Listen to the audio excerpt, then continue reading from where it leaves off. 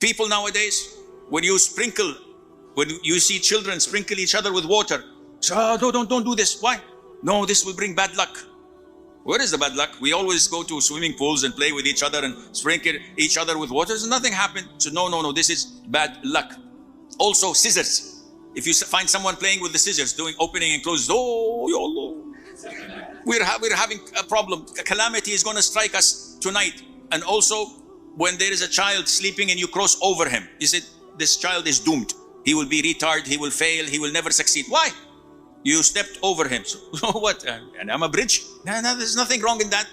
Also, nowadays, people clipping their nails. Don't do it at night. Why?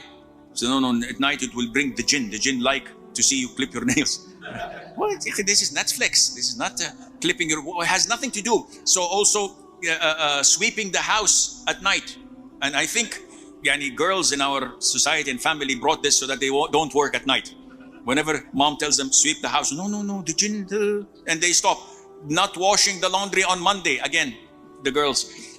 Thinking bad of the number, 13 and 14. I've been to hotels in Kuala Lumpur. I said, 12, 15. Where is the 13? Where is the 14? Mafi. So how is it possible? They say we skip it. Why?